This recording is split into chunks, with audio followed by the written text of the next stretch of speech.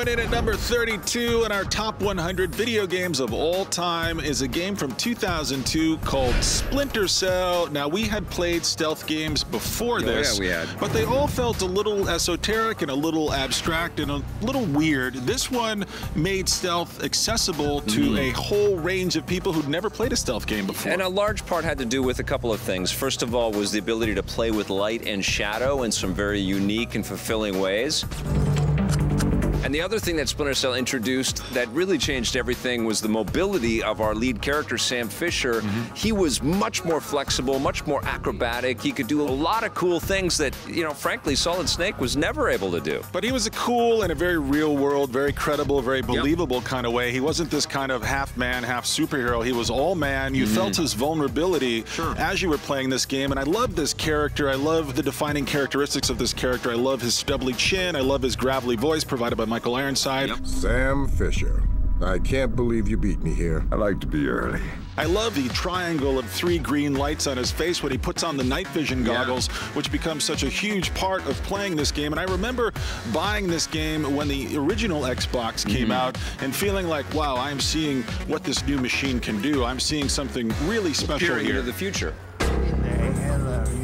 This game had a terrific sense of traveling the world and going on all these different adventures. This game had a great sense of place. I mean, the different environments that you were walking through, right down to the sound you would make when you would walk across broken glass in this game. I mean, this game articulated something in the stealth video game genre that really hadn't been articulated before. Not this well, anyway. Yeah, well, we loved it then, and we still love it now. Here's a look back at the first Splinter Cell. First game we're going to talk about today is Splinter Cell. This game is for the Xbox. It's from Ubisoft, and I'm freaking out about it. This thing is incredible. What'd you think? Well, I got to go on record as saying right now that this is one of the best games of all time for the Xbox. Absolutely. And I'll go in one step further and say these are the best lighting effects and graphics in-game that I have ever seen in any video game. Absolutely agree with you on both counts. It's so deep, it's so intelligent, there's so many different things that you can do, and you're absolutely correct. These are the best looking graphics we've ever seen in a 3D action-adventure game like this. Well, let's first talk about the lighting itself. Now,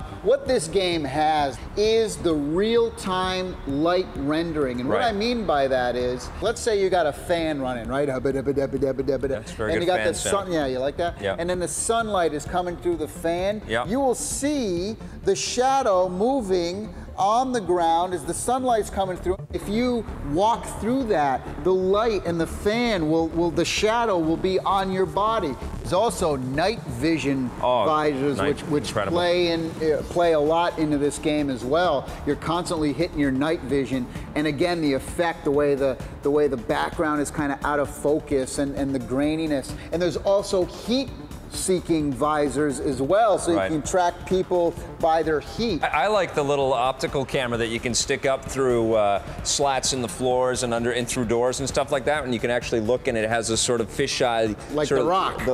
You feel like you're in one of those movies. One of the issues that I had with the game was you're always positioning the camera behind Sam to try to figure out the best angle to see everything. This is the thing that keeps this game from getting a 10 in my book. Not only are you controlling the character at all times, but you also have to control the camera angles at all times as well, and that gets a little too tedious. There's definitely stages in the game where you need to be able to see all around you to be able to take care of the objectives. So they should have just had it like most other games where if you want to do that, then you can control that camera angle with the joystick. Here's the one thing that is just as good as the art. The art is the best we've ever seen. The audio in this game is unbelievable.